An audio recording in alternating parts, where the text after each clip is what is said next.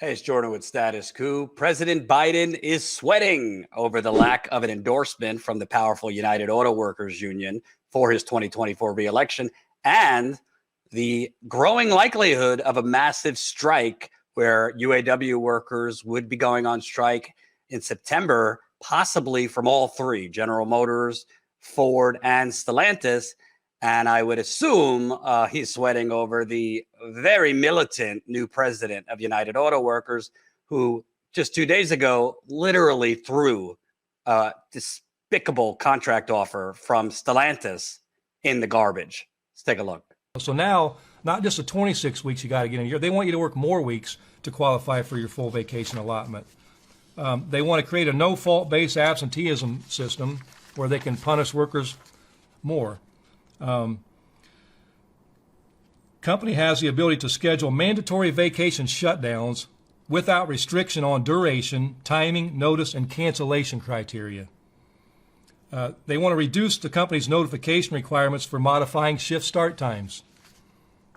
They want to enable supervisors to perform bargaining unit work. But, the biggest one to me was this issue about adding a new letter establishing the ability to reopen and bargain provisions of our agreements that don't require ratification. So I'll tell you what, brothers and sisters, when we get things like this from the company and they want to sit there and talk about they're not asking for concessions or looking for concessions, everything they're looking for in this document is about concessions. So I'll tell you what I'm going to do with their proposal. I'm going to file it in its proper place because that's where it belongs, the trash, because that's what it is. Well, this is not your corrupt UAW leader of yesteryear. This is an aggressive leader who seems to be ready to go to the mat, which Biden knows and is acting accordingly. Let's look. According to Politico, Biden is worried about the standoff, as well as the, quote, rock and a hard place he is in between the auto workers and his push for EVs, electric vehicles. Biden stuck between two priorities as UAW confronts electric vehicles. Let's take a look. Auto workers are threatening to strike unless they get major concessions to ensure they aren't left behind in the transition to electric vehicles, leaving Democrats stuck behind competing priorities that the Biden administration admits won't be easy to solve. The dispute comes just as Biden is seeking re-election with an emphasis on his handling of the economy, a message that would be muddied by a strike representing 150,000 workers. And again, that strike would come if it happens in the middle of September. September 14th is the contract deadline. And the unrest complicates another Biden priority, shifting the country away from gas guzzlers in favor of electric vehicles. Democrats are counting on the United Auto Workers to join other unions in providing crucial organizational muscle and get out the vote efforts in 2024.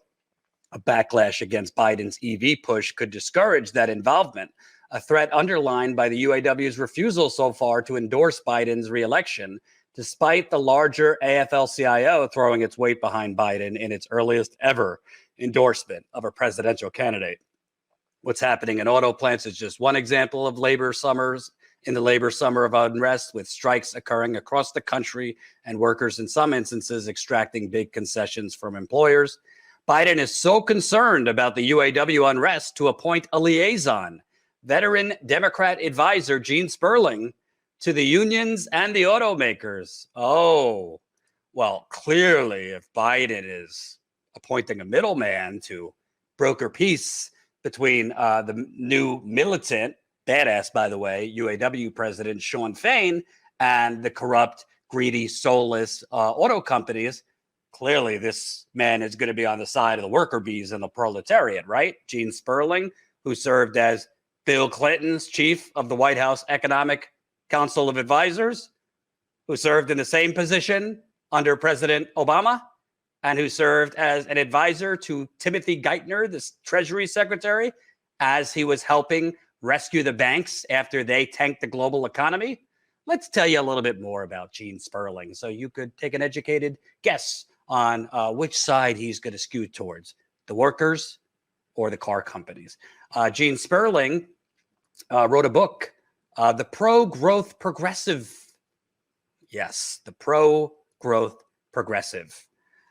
If you were inclined to identify Clintonism with a single person other than the big man himself, that person might well be Gene Sperling, a top campaign advisor in 1992, a tireless advocate of fiscal discipline during the first term, and an inveterate policy wonk throughout all 8 years of the administration. So it's little surprise that this book-length vision for a democratic economic strategy can best be described as Clintonism 2.0. More than anything else, the pro-growth progressive embodies the neoliberal idea that all problems are solvable if we just set aside ideology and focus on what works. Sperling notes at the outset that the resolving trade-related issues requires, quote, deep, honest exploration that does not easily fit with any right-left, pro-globalization, anti-globalization perspective. Later, he writes that, quote, neither progressive nor conservatives articulated a vision for retirement security that guarantees a reasonable nest egg while also helping workers invest in equities. Much of the book employs this third way tone. Yet, while Sperling appears to chide both sides equally, his book functions primarily as a useful reproach to progressives who believe that ideological purity requires rejecting market-friendly means. Yeah, Clintonism and the author of Clintonism is definitely who I want as the middleman to get the workers a better deal, right? Hey, you need more? Gene Sperling was the architect of Obama extending the Bush tax cuts for the wealthy in 2010. President Obama on Tuesday strongly defended his tax cut deal with congressional Republicans against intense criticism from his own party, insisting it was a good deal for the American people.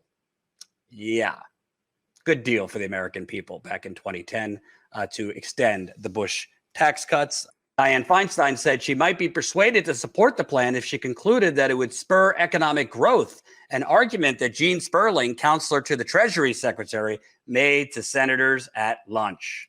So he was in there in 2010, 2 years after the global financial, actually a year after the global financial crash, lobbying to extend the Bush tax cuts. Remember, we had to extend the Bush tax cuts to preserve good things for the middle class. Gene Sperling also was a czar under the Clinton White House in deficit reduction. Yes, deficit reduction. As director of the National Economic Council, Sperling coordinated the administration's economic policy and played a key role in the 1993 and 97 Deficit Reduction Acts and the policy of saving the surplus for Social Security and debt reduction. Well, no wonder Biden appointed him. Biden has a fetish with good old deficit reduction as millions and millions and millions of people are working paycheck to paycheck. Homelessness is exploding. The climate is on fire. And Biden has very often been crowing about deficit reduction. And if you need any more about Gene Sperling, this from ProPublica. While in the White House, economists received personal loans from top Washington lawyer. Gene Sperling received hundreds of thousands of dollars in personal loans from Howard Shapiro, a friend and partner at Washington law firm Wilmer Hale, while serving as director of the National Economic Council. He received those loans at a significantly lower interest rate than he would have gotten elsewhere. So back to Biden. Biden is concerned enough that he is appointing Gene Sperling, a neoliberal Clinton hack, to serve as the middleman. The central issue in the auto contract talks is the status of workers in plants that are producing batteries, many of which are jointly owned with battery companies. But resolving that won't be an easy task, considering it would mean wrangling battery makers to the bargaining table along with General Motors, Ford, and Stellantis. A senior administration official granted anonymity to speak frankly about the White House perspective, said in an interview that there's no magic solution in the administration's back pocket on the joint venture facility question. The issue throws a new complicated dynamic into contract talks that are usually centered on traditional economic asks, such as higher wages, the senior administration official said. Quote, "We agree completely that battery factory workers deserve every right to organize and negotiate for jobs that provide the pay and protections needed for economic security and economic dignity." Well, if you agree completely, why aren't you out there publicly demanding that the battery companies that are working with the auto companies, Ford, GM, and Stellantis, become part of the union agreement. Aggressive new leadership atop the UAW has insisted that those battery plant workers must be brought up to the same wage and safety standards as union workers at traditional plants. Officials in Washington, quote, need to tie these federal incentives in the EV industry to wage and safety standards that generations of auto workers have fought for. UAW President Shawn Fain said in a video last week, they're going to have to choose because we're going to ask them, which side are you on? Let me play a clip from a recent interview I did with a General Motors worker in Toledo, Ohio, where she commented on this point about Biden basically needs to stand with the workers. Could have a strike all at once of all three. I mean, that's not definite, but depending on the strategy taken, Yes. you could have, tens of thousands, if not over 100,000. 100,000. Yeah. I can actually see it happening. I don't know if that's, President Fain's plan, but I see it being one that I can see him definitely doing. And it's something that the big three need to truly consider, because it's a power that we have. It's our only strength is to strike. And, with them, like President Biden, I do feel that when he's giving out all this money to the big three, where are we in that agreement as the laborers? Where are we? And that's another approach. There's a lot going on that I feel Shawn Fain is making the right decisions on. Should we back, the president if he's not including us in these labor agreements with the big three? Should we back him? That's up in the air. Approaching the big three, knowing that they have more than enough money to give us what it is that we deserve, not what we're crying for, but we actually deserve. I think he has every right to make a militant approach like that. And if he took all three out, I applaud him. It's about time that things get shook up and things change. I feel that the reason that all the contracts were up at the same time is because they were so cushy with the union that they didn't have to worry about it. They could have all the contracts up at one time and, we're not going to worry about it. We'll put up a little, dog and pony show and make everybody think that we're enemies or whatever. And then behind the scenes, we obviously know what was going on because, right. People have been convicted of corruption through, the big three and the UAW. And what Danya is saying is very true.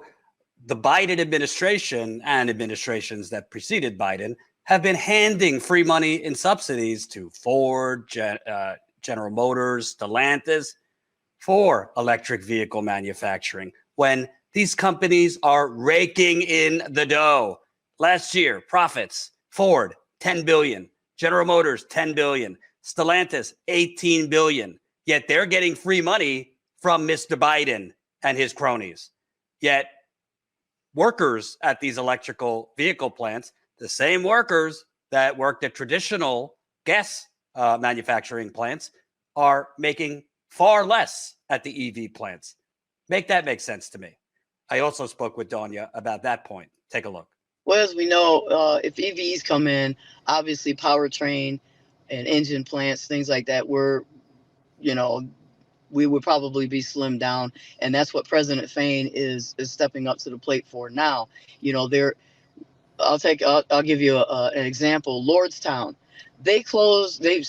closed, whatever they did with Lordstown. That was another, I don't know what was going on with that. And then they turn right around and build a battery plant right behind it, non-union at the start. And I mean, what is going on here? So what I see happening I was there, by the way. I spoke with the union there. I remember Trump told folks, don't move.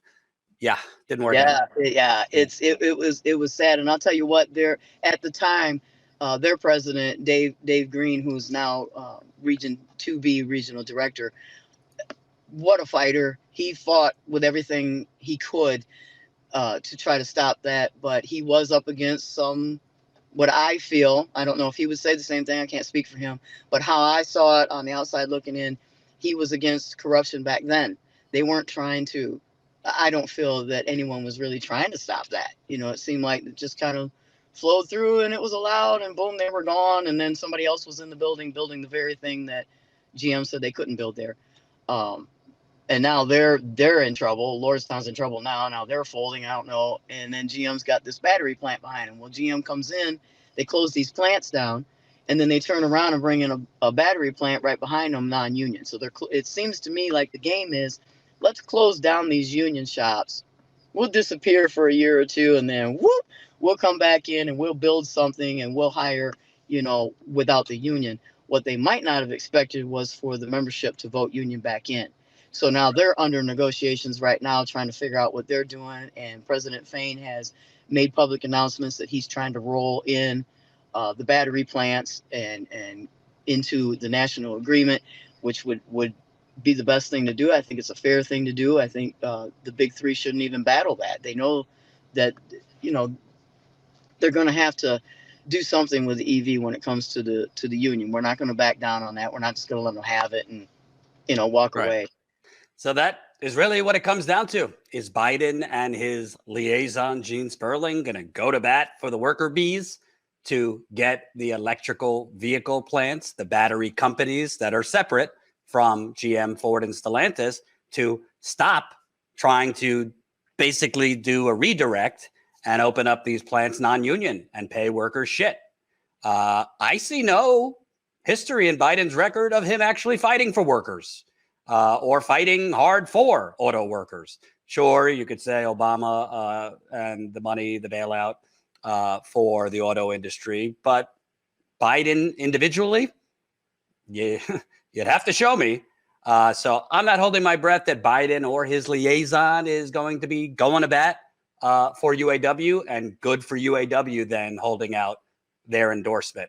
Like I've said, I think all signs are pointing towards a massive strike of 150,000 workers in the middle of September, which you better believe, will be on the ground to cover. So if you want independent journalists on the ground to cover a massive strike like this, support us. StatusCoup.com/join. Become a member today for $5 to $10 a month. And boy, I'm not sorry about Biden sweating.